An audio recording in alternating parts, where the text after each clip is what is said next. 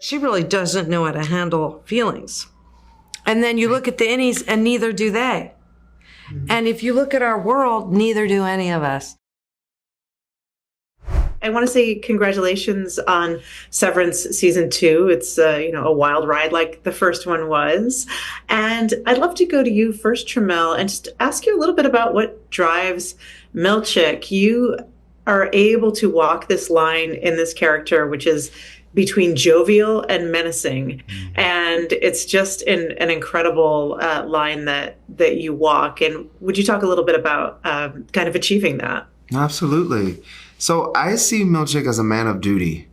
He gets the job done, and he does what he needs to do to get the job done. So the jovialness is usually in response to an energy that he needs to embody in order to get the desired results. And the menacing comes in when he doesn't get his desired results. He's a bit of a chameleon. And I find that in season 2, we'll explore that more. We'll see how he handles the innies and the outies and his coworkers and his superiors as well. Yeah.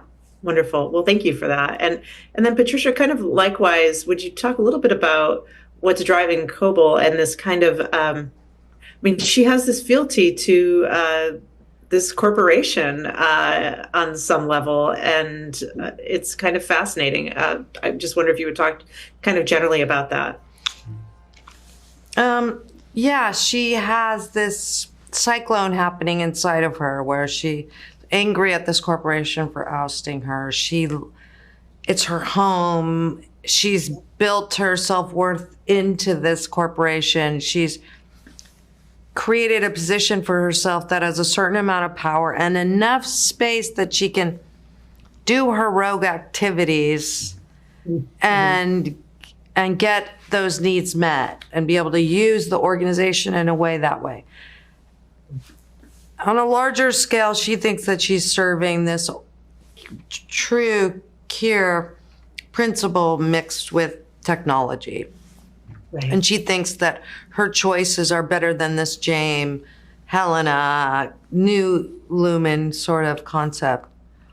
Yeah. But she's having a real crisis in this moment at the beginning of the second season because everything that she's had has been stripped away from her with no gratitude and no loyalty. And she's very angry and very hurt and lost. Yeah.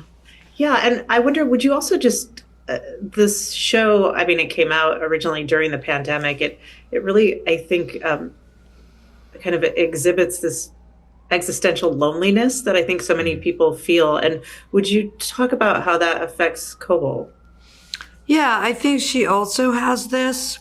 Part of it, I think, is the indoctrination of if this is a military or a military academy, and then you go into the military, like there's certain structures, and part of those structures are about not having feelings and not talking about feelings. And how do you override your feelings? And how do you master your feelings? So this has been such a part of her life for so long that she really doesn't know how to handle feelings. And then you look at the innies and neither do they. And if you look at our world, neither do any of us. And here we are all stumbling around, trying to get our needs met, trying to shove down whatever the hell we're feeling, trying not to really talk about what's really going on. In a corporate structure, you're not allowed to talk about what's really going on. No. You're not supposed to talk about what's going on. Yeah. So she's been conditioned to that for so long.